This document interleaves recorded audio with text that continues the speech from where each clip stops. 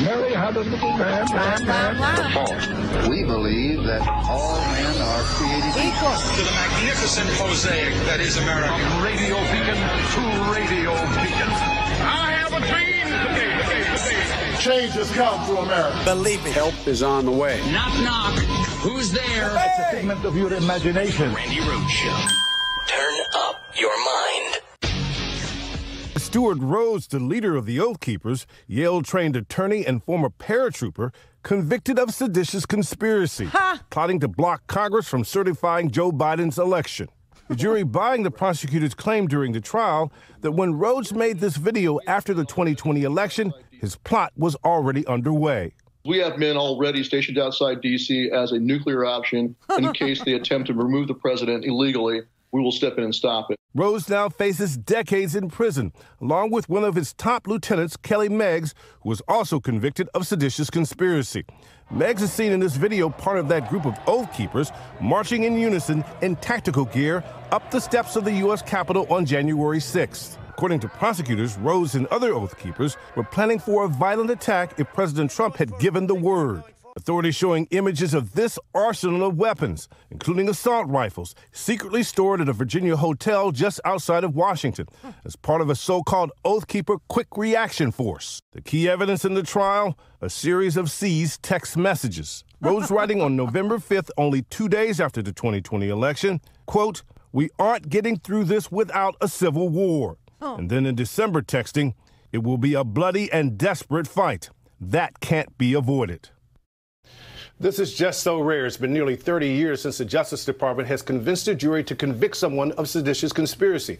And in just a few weeks, we have another trial for seditious conspiracy involving leaders of the so-called Proud Boys, who prosecutors say sparked the violence on January 6th by first knocking down those barriers, inciting that mob.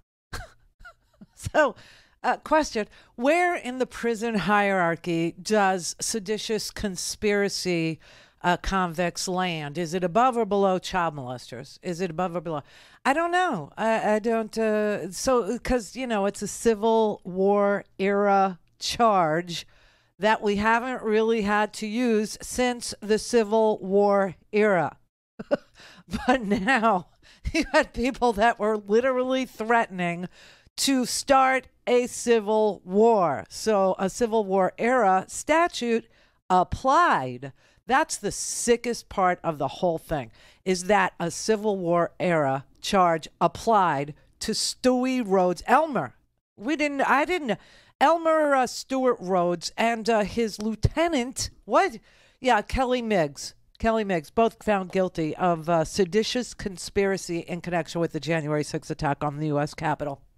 And every article that you read is going to say a rarely used, because we haven't seen a civil war in these United States since the 1800s, since 1860. You know what I'm saying?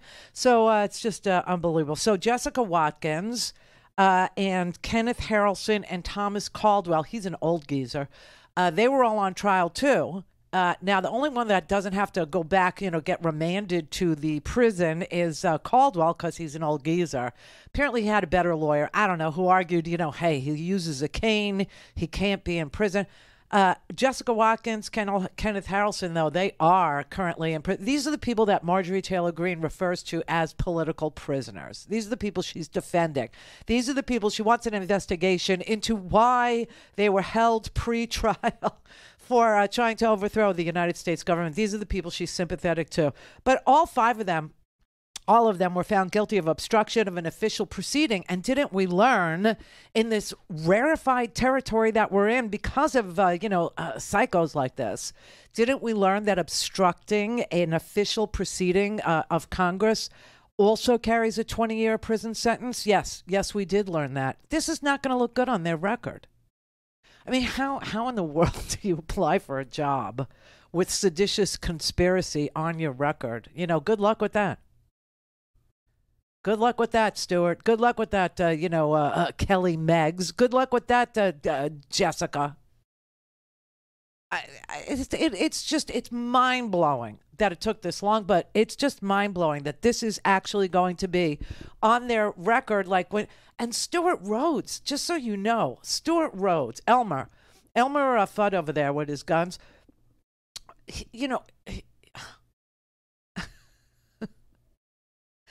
Elmer will always be welcome at Magaloco for dinner. But, this is a guy with a Yale law degree, okay? He has a law degree from Yale, and apparently it was his own testimony that convicted him. He literally testified in his own defense and literally blew it on the stand, okay? And so Glenn Kirshner, who was watching this trial, obviously, Glenn Kirshner is a former federal prosecutor. He said, it was Stuart Rhodes' own big mouth that sunk him. Criminal trials are not supposed to be political endeavors. The question for the jury exclusively is whether the evidence introduced at trial proves the charged offenses beyond a reasonable doubt. And I will say the prosecutors did a pretty good job at keeping politics out of the trial. Rarely did you hear a prosecutor even utter the name Donald Trump. But then the head of the Oath Keepers and the lead defendant, Elmer Stuart Rhodes, took the stand and blew it all up. Now, it's rare for defendants to take the stand in, large federal prosecutions. I've had some of my defendants take the stand, which, was always a happy time for me because I got to cross-examine them. But when Rhodes took the stand very early on in his lengthy testimony, he said, and I quote, "The election was unconstitutional," said the disbarred Yale lawyer. And he also helpfully added that he is a constitutional expert. I don't think he won any points with the jury. But once he did that, Willie, he really put the big lie on trial. So ultimately, I view the jury's verdict not only as an affirmation that the evidence proved the guilt of these 5 defendants beyond a reasonable doubt, but it was a pretty direct rejection of the big lie itself. In short, I think the verdicts were a victory of law, the rule of law, over lawlessness, and a victory of facts over, I guess, alternative facts. So in the prison exercise yard, which section is devoted to seditious conspiracy prisoners?